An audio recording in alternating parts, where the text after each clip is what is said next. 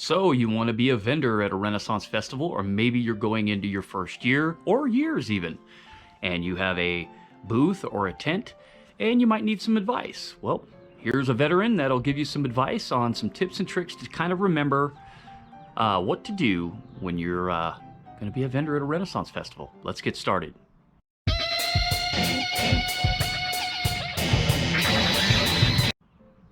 Okay, so there's a lot to remember when you're maybe going to be a vendor at a Renaissance festival. It's a different kind of a ball game. It's retail, yes, but it's what I would call like high intensity retail. You know, you're dealing with, you know, thousands and thousands of people a day on a weekend, and there's certain things that you need to kind of keep in mind that will help you make your days a lot easier. And there's some things that I might not mention that you'll learn as you go that I'll forget, or things like that, because there's so many little things to remember. But I think where I'll start first is most Renaissance vendors start out with a tent. Most of them don't get a booth. So let me throw some advice out at you. You know, if you want a tent, first I recommend checking out larptents.com for a tent. That is a great site to look for a Renaissance fair tent. Good prices. I do recommend ordering a tent if you don't have one already, months and months out, because it takes them a while to get it made and get it into you to whatever specs you may want, or whatever the case may be. But the first thing, I think that when you go to a Renaissance festival and you're going to be a vendor, always go out and find your spot first. So you want to make sure, you know, put your requests in right off the bat. If you feel that you need shade for the items that you sell, tell the Renaissance fairs that that's what you need, and stick to that, because they will stick you when you first start in some of the worst spots, the most unpopular spots, and you know, where you might get bombarded by sunshine and things like that. So if you've got an expendable product like I do, make sure you're constantly saying, hey, I need shade. And you know, if you need electricity, make sure, you know, you let them know that too as well. Always request those things if you think you're going to need them. If you don't have an expendable product and you don't mind, you know, maybe getting pounded by the sun for a couple of weekends, then yeah, you're fine. You know, if you sell like leather goods or something like that, or just whatever the case may be, dresses, something, whatever. But an expendable product that you might need shade for, you know, make sure you request it. Make sure you go stake out your spot first. And I recommend hanging out at your spot before you have your stuff up. And be there a good few hours to check out the sun. This is a lot of things people don't think about, because you need to know at what point in the day that if you have an expendable product, that the sun is going to be pounding on you. And it would help you. I always bring extra like tapestries that are you know, Renaissance theme related, like they have dragons and trees and stuff on it. If you look at my California one, where I actually requested to be in the shade, and they put me in bombarding sunshine all day long, where my displays were getting nailed with the sun. You know, with chocolate you can't have it, so I couldn't properly display my items.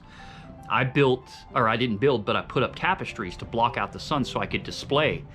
So just bring extra tapestries, even if you don't use them. It's good to order those things, and it'll help you, you know, if you're, you know, maybe want some shade or things of that nature. The little things that people kind of forget, you don't think about because you're thinking about the big picture, right? Bring things like clamps, just little clamps. Go out, go to Walmart, go to Ace Hardware, go to Home Depot, Lowe's, wherever, and just go buy some little clamps.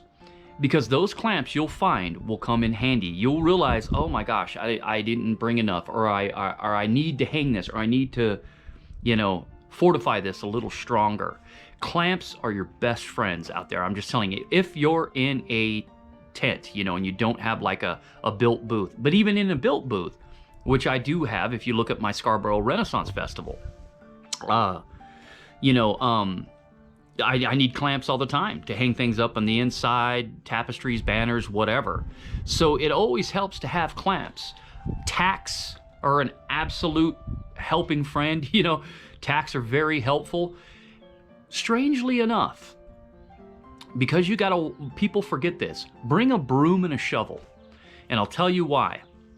The broom, people track in dirt into your tent or around your tent, and maybe you have a mat down. You're going to constantly need to sweep that, constantly.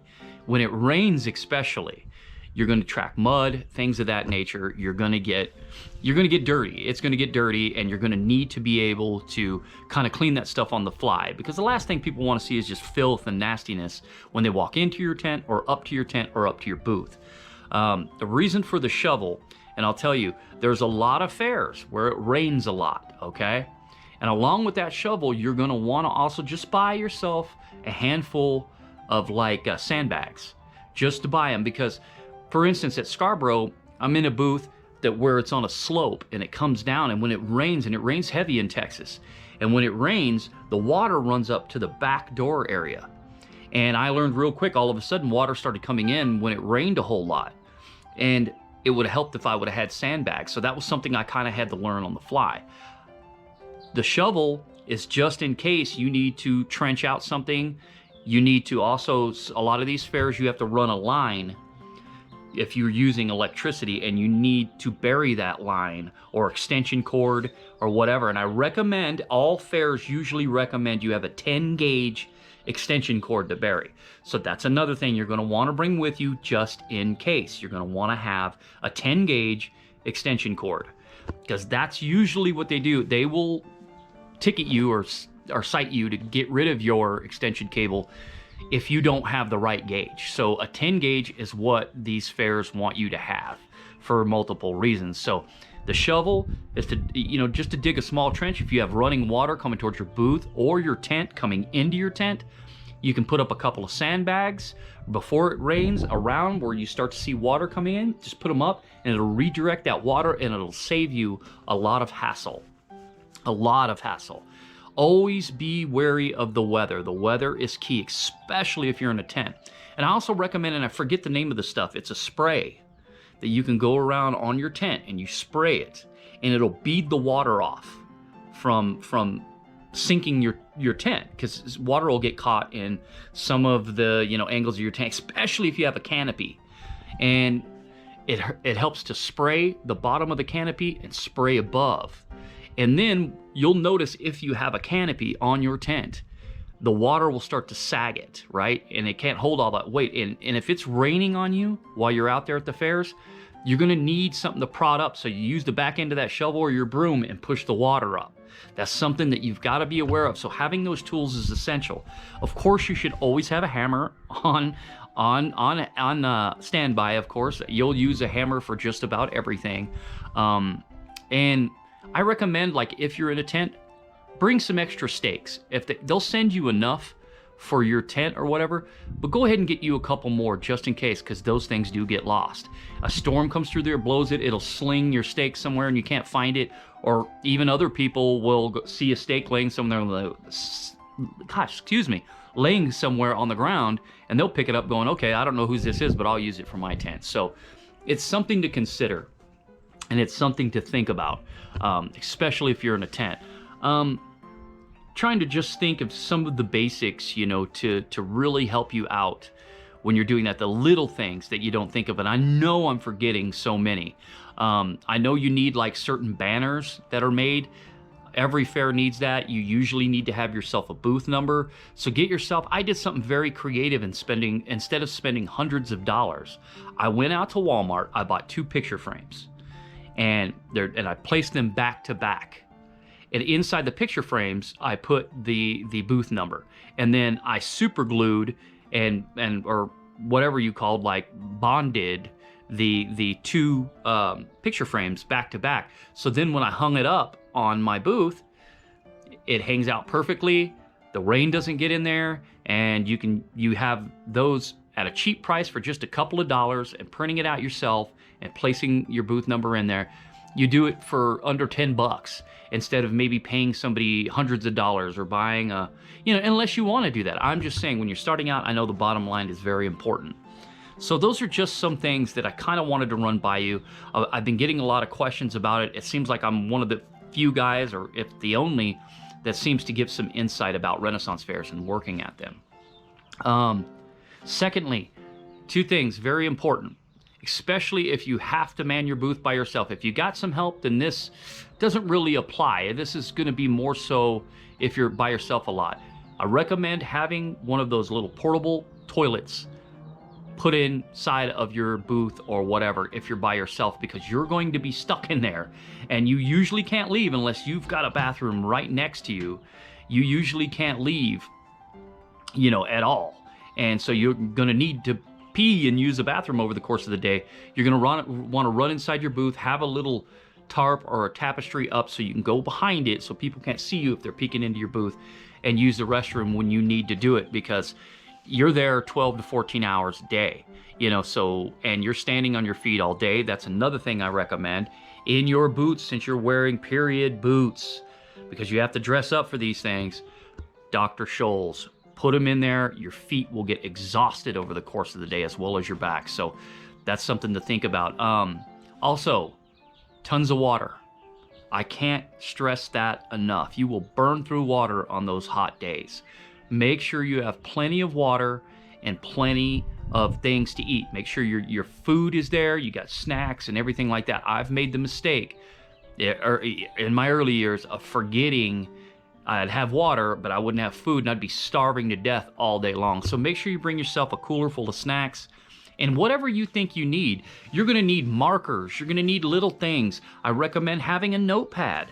And if you are using, you know, a notepad is just to, you know, so you can jot down information. Maybe people leave, you know, they'll leave their stuff that they bought with you. They want to come back later. You want to be able to make sure that you have those organized and marked. Something I just thought about that's really important, I forgot. Darn it, what was it? Yeah, you're going to, if you don't have electricity, right? Because a lot of the booths, when you're first year people or even second, third year, go out and buy yourself an LED solar powered light or something of that nature. Have it charged all day, sitting out in the sun.